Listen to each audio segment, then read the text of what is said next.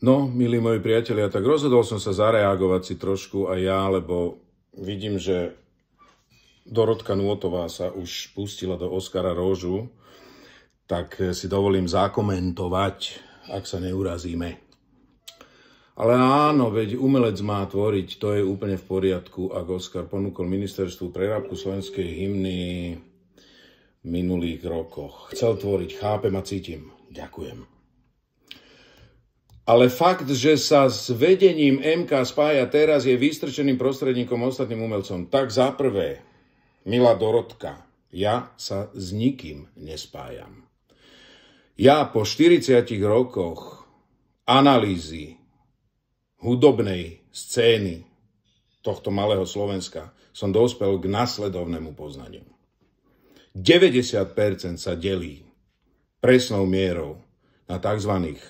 Hrabošov alebo slepičky, ktoré tak pozerajú si rovno pod nohy a hrabkajú si to. A čo je najkrajšie, že za to, že oni to majú tak si myslia, že všetci to majú tak. A druhá polovica, tých 90%, sú prostitúti. Lacní, strední, drahí, ktorým je jedno, čo sa deje. A potom je tam 10% tých, ktorí žijú pre muziku, ktorí to majú v DNA a je im jedno, či tam sedí Ferko, Martinka, Joško, Pálko a idú si za svojou muzikantskou víziou. Bez ohľadu na kontext, lebo umenie a politika sa nespája. Baby. Pokračujeme ďalej. Takže vystrčeným prostredníkom, ktorí zápasia o prežitie nie svoje, ale slovenskej kultúry. A to ty vieš, ako posúdiť tú kultúru slovenskú, či zápasí alebo nezápasí. Kultúra nevzniká v tých vašich prázdnych kluboch. Tá vzniká v srdciach a v hlavách naozajstných umelcov. Tí tvoria kultúru. Za prvé. Bez jednoty to umelecká scéna nezvládne. O akej jednote, Dorotka, ty rozprávaš? O akej jednote ty rozprávaš? Každý myslíte len na seba a keď máte možnosť si kopnúť, tak to veľmi radi urobíte. A každý takýto podraz nielen zábolí, ale načas aj ochromí. Dobre ti tak. A duo Machala Šimkovičová to veľmi dobre vie. Neviem, čo vedia, čo nevedia. Vítajú každý náznak verejnej sympatie od umelcov a najlepšie z konšpy spektra. Tak tu nejde o žiadne sympatie, lebo naozaj mňa nezaujíma, kto, aká figúra kde sedí. Mňa zaujíma ministerstvo kultúry, ktoré má zastupovať kultúru tohto národa. A má to robiť tak, aby dobre bolo všetkým, ktorí ale ju tvoria, nie parazitom. A tým, ktorí sa nás snažia presvedčiť, že svoje impotentné pokusy máme akceptovať a rešpektovať ako umenie. Konšpy spektra. Od ezoteriky ku konšpiráciám nie je ďaleko, aj keď mnohí ezoterici našťastie ostanú pri čakrách a neprejdú k plochozemcom. Aké filozofické.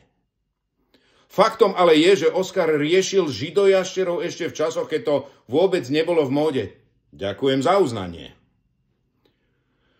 Potom prišiel antivax Soros. Ja som sa niekedy vyjadril k Sorošovi?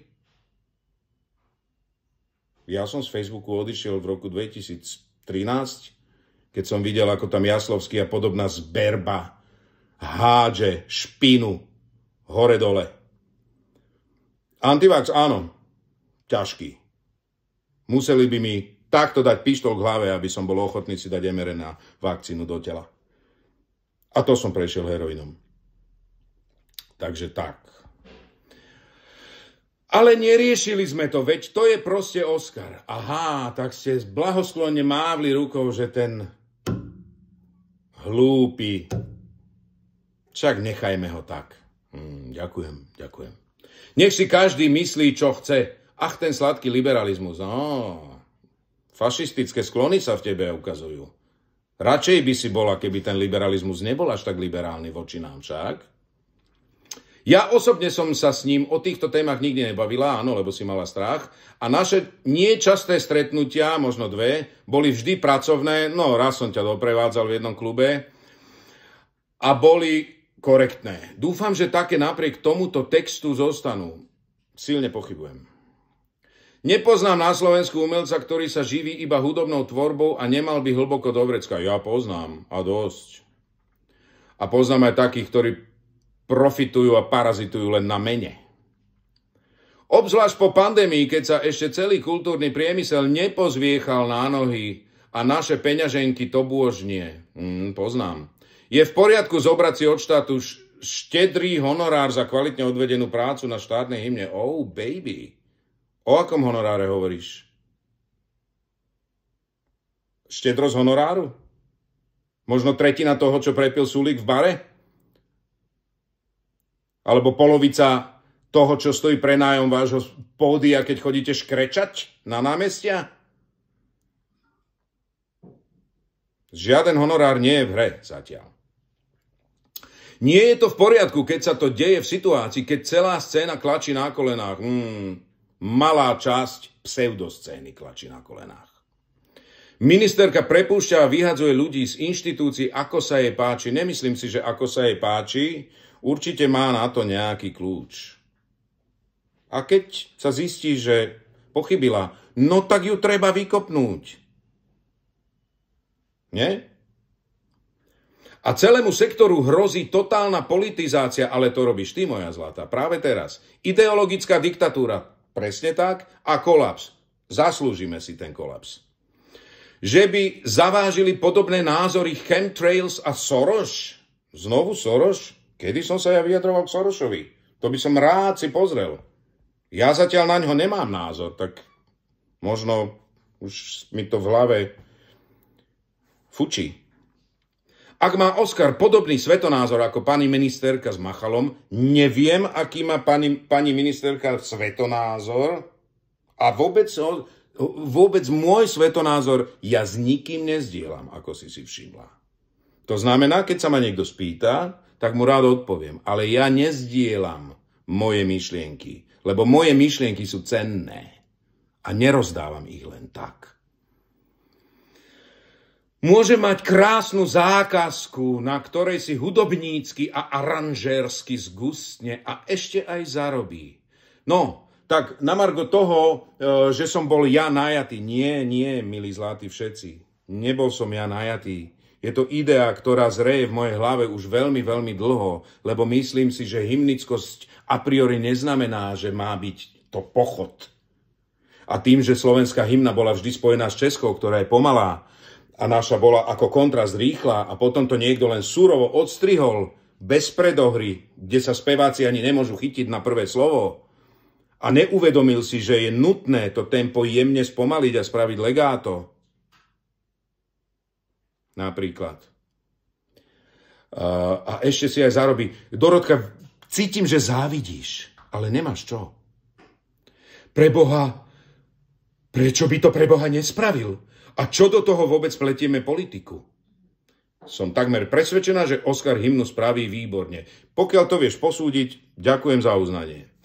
Preto tento text píšem teraz, skôr ako budeme musieť všetci sklapnúť a dojato priznať, že je to skutočne impozantné. Áno, Dorotka, je to skutočne impozantné. Podarila sa nám fenomenálne krásna nahrávka s obrovským orchestrom, s obrovským zborom. Môj aranžmán je naozaj dobrý. Dal som si na ňom záležať. A nechcem do toho ťahať ani konsolidáciu a narratív, že prečo sa peniaze vyhadzujú na prerábku štátnej hymny a vôbec na nejakých fidlikantov. Slovenská filharmonia to mala v rámci svojej služby, lebo je to štátna inštitúcia. A tie drobné náklady, ktoré to ešte bude stáť ako mixáž a tak ďalej, si myslím, že v tomto celom kontexte, kedy aj ja budem musieť za to máslo zaplatiť. Aj ja som bol prvý, ktorému zdvihli hypotéku zo 600 na 850. V čase, kedy vy ste si štedro brali granty a všelijaké vydavateľské 50 titulov nezmyselných CD-čiek, ktoré sa potom rozdávajú a nikto ich nechce. A ja som 3-krát po sebe žiadal FPU na projekt Hra na symfónii Mareka Brezovského a 3-krát som bol odmietnutý. A ja platím za maslo 4 eurá. A ľudia nemajú čo jesť. Áno, a ja nemám čo jesť rovnako. Nie, ani finančná kríza nesmie ľuďom zobrať potravu duše, ktorou je kultúra a umenie. Áno. Vieš, keď počas druhej svetovej vojny v lágroch a v koncentrákoch ľudia nemali čo jesť, tak spievali hudbu. A to bolo to, čo ich udržalo pri živote. A to sú fakty. Takže áno, duchovná potrava je možno to posledné, čo nám zostane. Ale to by sme museli mať dušu však. Nevadí mi, že sa hymna ide prerábať, ani že sa ide prerábať teraz. No tak potom, teraz práve si zaprotirečila. Súčasné prevedenie naozaj nie je z umeleckej stránky veľmi reprezentatívne.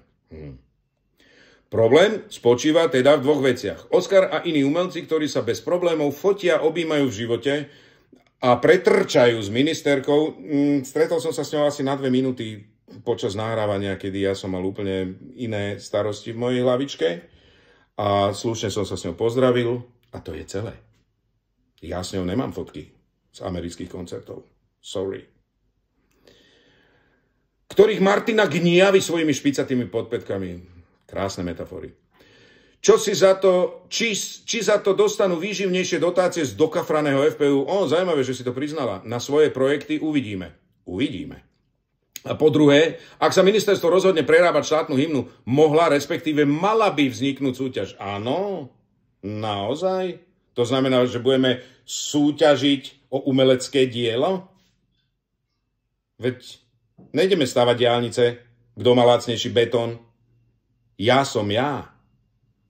A ja som ponúkol môj návrh. A ja som dostal poverenie pod gestiou ministerstva vnútra. Sekcie štátnych symbolov. Každý mal možnosť. Veď prečo vás to nenapadlo? Však môžeš aj ty, aj Katarzia. Však Katarzia už sa cíti byť skladateľom filmovej hudby. Už si kúpila nejaké sample na počítač. No tak urobte. Poďte do súťaže. Správte aranžmán štátnej hymny. Kľudne. Všetci máme rovnakú štartovaciu plochu. Nevidím rozdiel. Na Slovensku máme veľa skvelých hudobníkov. Áno, vrátane Oskara, ďakujem Dorotka, ktorí by sa toho iste chopili rovnako dobre, alebo aj lepšie. No tak daj mena. A mali by dostať šancu prísť s vlastnými nápadmi. Ty si mala žiť v komunizme, Dorotka. Nápadmi. Tu nejde o nápad. Tu ide o realizáciu a o vkus. Nebolo by potom podozrivé asi len tebe, a ľuďom, ktorí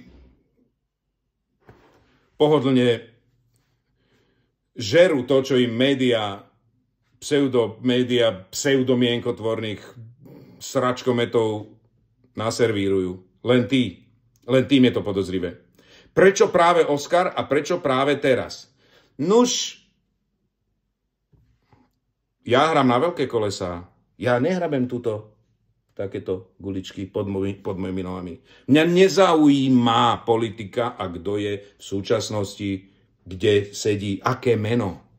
Keď moja hymna bude dobrá a bude prijatá, tak to bude dlhšie ako akákoľvek iná vládna garnitúra. A možno moje deti, keď budú dospelí, ju budú ešte počuť. Mňa nezaujíma politika a nenechám sa vtiahnuť do tejto povrchnej hry. Lebo keď sa ma chcete spýtať na môj názor na súčasnú situáciu, ja vám ho rád poviem. Ale nebudem sa ja limitovať v mojej umeleckej tvorbe tým, že či je to vhodné alebo nevhodné, kvôli tomu, že ty si myslíš, že niekto niekoho gniavi opätkami, o kom ty si myslíš, že má umeleckú hodnotu. Kapíš to?